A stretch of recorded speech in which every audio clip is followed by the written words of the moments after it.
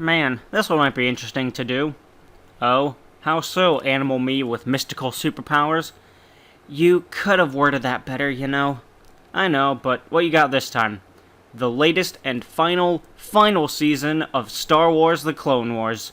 You mean that amazing CGI cartoon from your childhood that you watched except for like an episode or two? The one that came out after the movie, which wasn't that bad?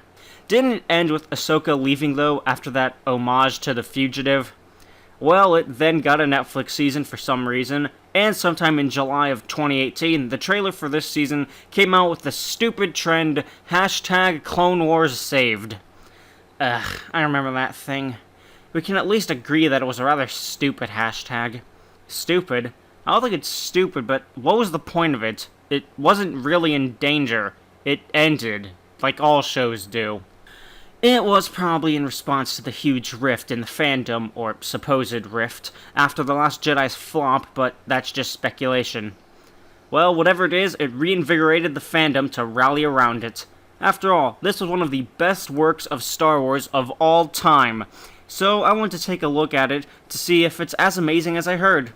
The cat told me some weird details about it, and that it has, like, 3 arcs in it, so I thought each of us could tackle an arc.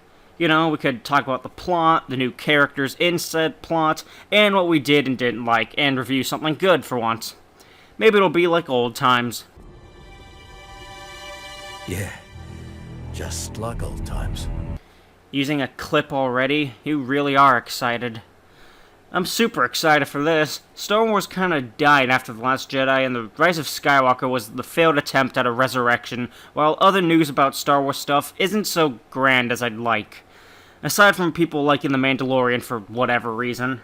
So I need some positive Star Wars that isn't just going back to watch the prequel movies, Genndy Tartakovsky's Star Wars Clone Wars, or rewatching this series' old episodes. You two are fools, but I'll join ya.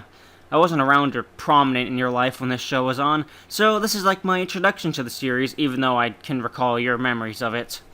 Thanks, you two. Since each of us are doing an arc, I'll tackle the final arc since that apparently has the cool stuff and also relates to Revenge of the Sith. Dibs on the first arc since that's Captain Rex and I love him. He's just so cool. Guess that leaves me with the middle arc. It's got Ahsoka and 2 other female characters from Cat's Info, so I guess I got the girl power team. Yay. Alright, let's split— Wait!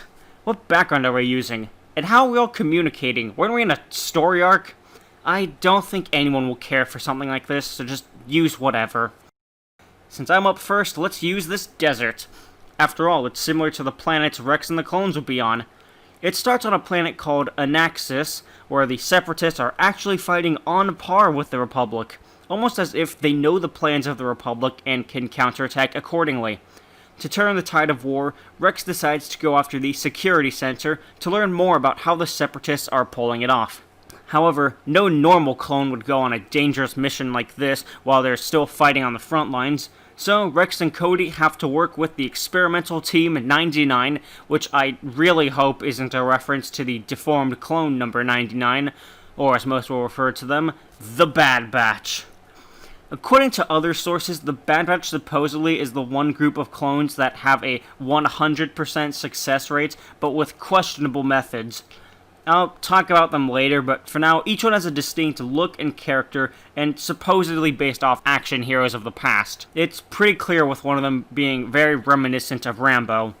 The members are Hunter, the leader with heightened senses; Crosshair, the quiet but still chatty sniper; Tech, the tech guy and really the only pleasant one; and Wrecker, the dumb brute who likes to wreck stuff. This plan, of course, is known to the enemy, though honestly they should expect a sneak attack on an outpost of theirs, and they get shot down, which leaves Cody injured. So he adds basically nothing to the arc for the rest of the 4 episodes. Since the ship was shot down in enemy territory, droids come to overwhelm them, but the Bad Batch quickly dispatch them in a pretty cool way. They continue and make it to the security station, still taking out droids with relative ease, and discover that the source for the enemy's battle plans and strategy is Echo. Yup, Echo is alive, supposedly. I'll talk more about Echo later, but the arc continues with Anakin, Rex, and the Bad Batch going to another planet to rescue Echo. The locals on this planet can't communicate with them until Tech fixes that and acts as a translator, basically. The locals don't want to be dragged into the war, but after hearing that the trade union people on their planet have a soldier held captive and are using him, they decide to help Anakin and his team locate Echo's location. Though we do get a small altercation between Rex and Crosshair when he pushes Rex about how he'd also leave Echo behind since he's just a regular clone. This dramatic moment goes nowhere. The Bad Batch still follow orders and work with Rex and Anakin. There's also some small skirmishes between entering the outpost, but Rex and Tech find Echo and even retrieve him because of course Echo is alive. He's just a cyborg now. Echo being a cyborg now is really helpful, as he has all the schematics of the outpost and uses it to help them escape, which goes south until Tech does a thing and they ride the flying lizards that attacked them when they first came to the planet back to the locals, which causes the locals to get attacked. However, Rex does a speech and the locals decide, you know, maybe we should defend ourselves from a force that is currently occupying area to do inhuman experiments to win a war. They fight and it's pretty cool, honestly, but there are casualties on the locals' side, but that's fine in the end.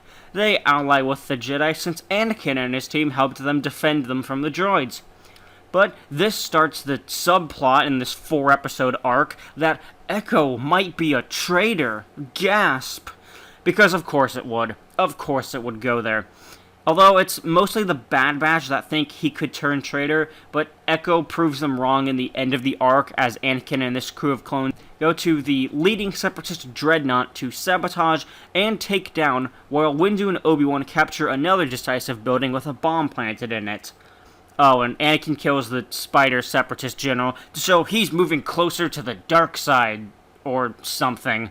However, the Bad Batch trust Echo since he helped them, and since he's also a freak, they invite him to join their group.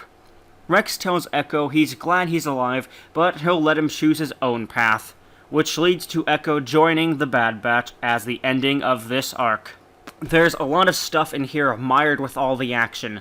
I'll start with the new characters, which is just the Bad Batch. I kind of wanted to like the Bad Batch, I'm not going to lie. The soldiers that play dirty and are morally questionable, I do like from time to time, and the Bad Batch were built up as that. The problem is the execution of it was a failure.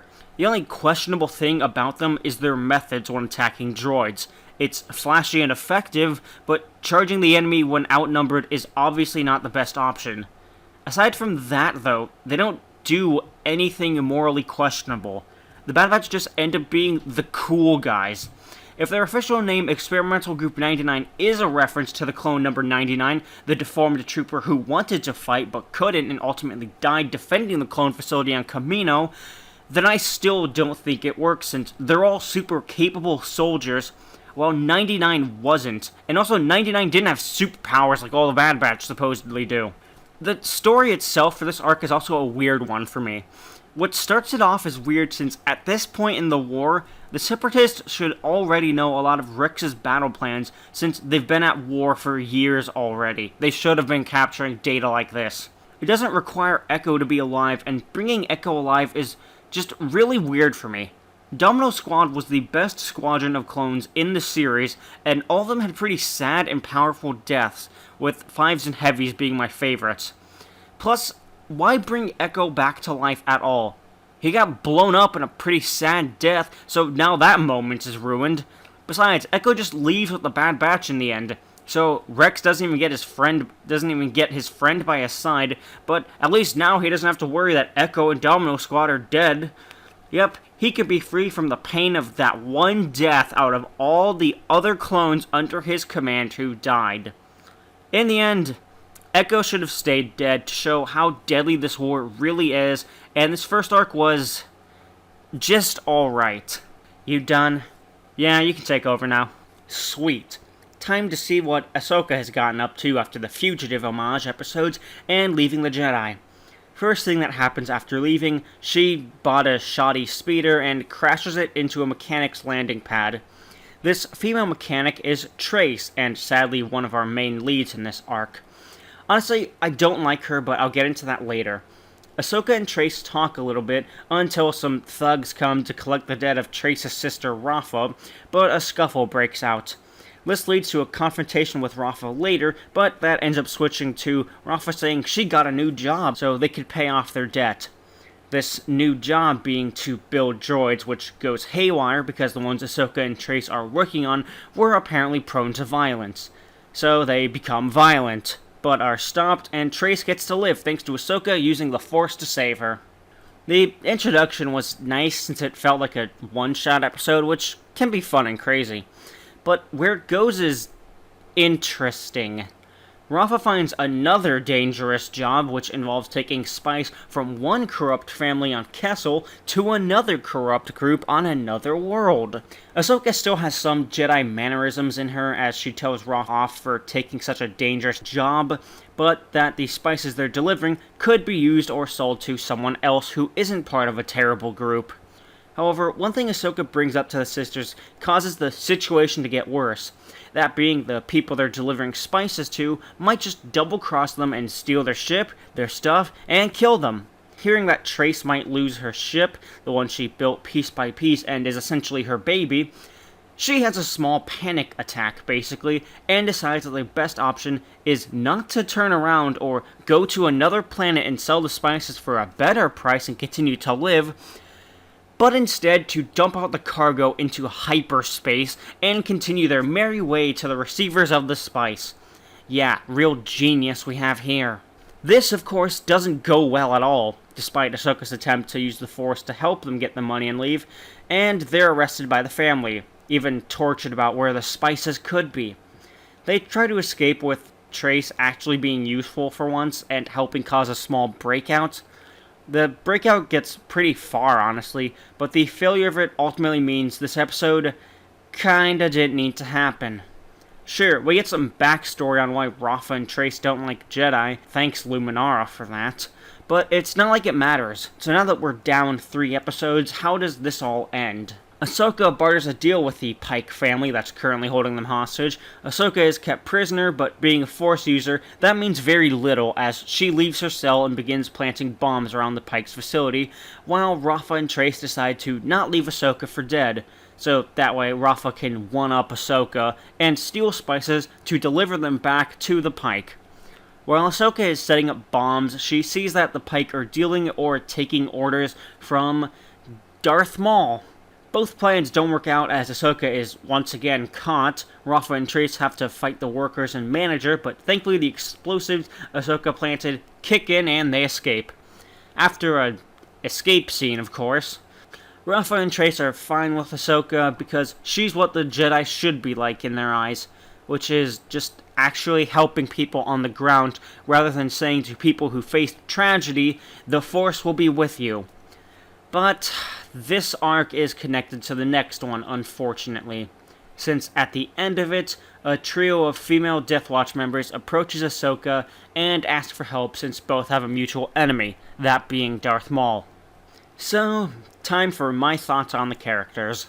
Rafa and Trace are kinda alright, I guess. Rafa I really didn't care much for, at all, and there was only one scene I really did like from her. That was her bullying the spice workers. However, of the two, I find her more sympathetic. She's doing everything she can to keep her and her sister alive and have a roof over their head, despite the hand they've been dealt. Even if she's doing shady or illegal stuff, it's all not that bad, and for a kinda good cause, I guess. She also reminds me of Sombra from Overwatch in her appearance. Trace is just a brat, honestly. The biggest moment that defines this is when she dumps all the spice. I understand why she did it, but she didn't think at all about it or the consequences and didn't consult the other two.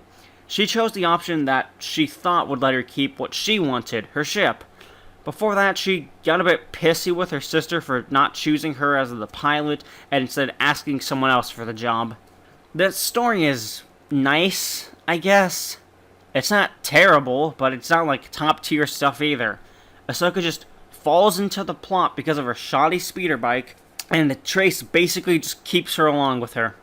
It has the general feel of probably most episodes in this series, a self-contained series of events that in the overall narrative plays little part, except that the ending of this arc kinda ties into the next one thanks to a couple scenes with an all-female Deathwatch squad watching over Ahsoka for whatever reason. I think that's about it. Sweet. Let's wrap this season up then, since apparently lots of people liked it. Though that also could be thanks to some nostalgia and missing the series for a long time. Let's see where this goes. Unlike other episodes, this has no opening quote and has a part and red version of the normal logo. That's odd, but it's probably a stylistic thing. Anyways, Anakin and Obi-Wan are on some far-off planet and have a small conflict with some droids. However, they get a transmission from Ahsoka and Bo-Katan, the current leader of what's left of Death Watch, and they share that Darth Maul is on Mandalore and they've come to request aid from the Republic. Through Anakin and a loophole of having Ahsoka act as an advisor to Rex, who would be commanding a new squad to help Mandalore. Before leaving though, Ahsoka gets 2 blue lightsabers, though one is like the length of a machete and the other is a typical length. Enough politicking and having heart-to-heart moments though, we gotta see a fight on Mandalore, which I will say is interesting. Instead of the normal space battle between ships, Mandalore has missiles to shoot down any ships while sending soldiers with jetpacks to infiltrate and attack smaller ships. It's a nice fight, but action resumes to a land battle a little later. It continues further as the clones go after some enemy soldiers in a tunnel system, but they're all picked off relatively quickly, and Ahsoka is alone and surrounded when she reaches a central area. And then Darth Maul steps out from the shadows. Maul and Ahsoka have a talk about how he's seen the future, how Darth Sidious will rise to power, the Republic will fall or rather change to something new, and we later learn that he also knows that Skywalker is the next trainee of Sidious to replace him and Dooku. A fight breaks out since Ahsoka's clones find her, and Maul retreats but later confronts Ahsoka after getting more information on her via force interrogating Jesse.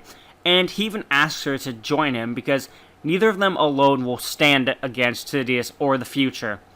Ahsoka at first accepts, but he talks about how Anakin will become Sidious's new soldier, which infuriates her, and the two fight. It's an alright fight, I guess, but in the grand scheme of things means nothing since both of them live to Star Wars Rebels. In the end, Maul is captured and raves like a madman about the end times coming soon. Once Maul is captured, things look kinda nice. They go into hyperspace while things seem calm, but Maul sends Ahsoka some audio clips from Revenge of the Sith. And I know they're from it because they do the unlimited power thing from it, and a line from Hayden Christensen. However, we get to my favorite scene from this entire season, when Order 66 is put into action, and Rex and his clones try to kill Ahsoka. But Ahsoka escapes, of course. However, Rex told her to look into the record of Fives before he lost control, and she does, and learns about the inhibitor, or rather, control chips. This gives her the idea to, with some help of the protocol droids, perform surgery to take the chip out of Rex's head. Of course she does, since in Rebels he's completely fine, but he is forced to shoot some clones just to keep Ahsoka safe afterwards. Yeah, and Ahsoka also freed Maul and tasked him with creating chaos, which he does, by destroying the hyperdrive generator just with the Force. This, of course, causes a lot of problems, since the ship was currently in hyperdrive, so it gets wrecked and starts to fall into the gravitational pull of a moon. Despite this, all the clones decide to spend their final moments trying to kill Ahsoka and Rex, while Ahsoka and Rex try to stop Maul from taking a ship and leaving. Maul does actually reach the ship in time, and Ahsoka tries to stop him for more time, I guess, to try to escape with him, but she and Rex get too outnumbered, and she has to let him go, so they can live. But thankfully, they just find a second ship in the hangar. They escape, but only they survive, of course, and we get a super sad, dramatic moment again of Rex packing up the ship with, I assume, what they could have scavenged, and Ahsoka looks at the graveyard of clones she made, and even leaves her lightsaber there before they depart. But that's not where it ends, because we have to get to the scene I remember being, like, everywhere on Twitter as soon as it came out, which is Darth Vader with some Imperial stormtroopers coming down to the crashed ship and picking up Ahsoka's lightsaber.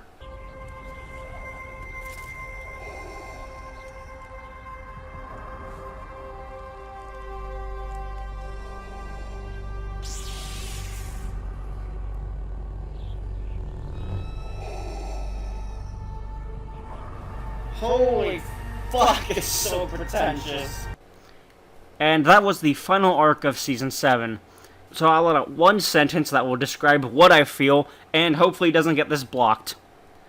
Holy fuck, is it dramatic. I'm not even joking. They really went all out to make it like high art or a movie, or very dramatic at every single moment. It starts off with Ahsoka and Rex going into a war with Mandalore, to the return of Darth Maul after we hear all of Ahsoka's clones die in the tunnels, to later Darth Maul using torture to get information from Jesse, then Darth Maul sacrificing all his soldiers for his own escape, which fails, then to Order 66, a large-scale death of clones thanks to Ahsoka, even if inadvertently, and then to fucking Darth Vader. The plot itself for the arc is kinda nice, I guess. We wrap up some Mandalore stuff, but Maul gets away so he doesn't get closure until Obi-Wan kills him in Rebels. I don't like that it ties into Revenge of the Sith, but I understand that it probably should have at some point, because this series takes place between episodes 2 and 3, so of course they'd run into episode 3 at some point. I just really don't like how dramatic and heavy everything has to be. There's little room to breathe from all of it, because it doesn't let up except on one occasion, but that occasion is there for the shift into action and heavy moments to work. It's not bad to do this, but I really just wish for room to breathe, because I started to not really care after so many moments of drama. Though, two of the heaviest moments are my favorite, and I'm gonna explain that.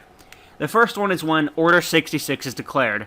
Yeah, it's dramatic from how the shot is handled, but seeing Rex try to fight against his programming and losing to it was a nice moment. I'm not sure how many people are in this camp, but one of my favorite moments from Revenge of the Sith was the declaration of Order 66 and watching the clones turn on their Jedi without hesitation. So to see that Rex actually did try to fight it was great.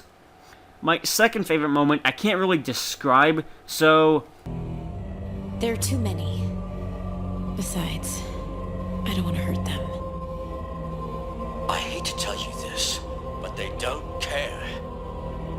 This ship is going down, and those soldiers, my brothers, are willing to die and take you and me along with them.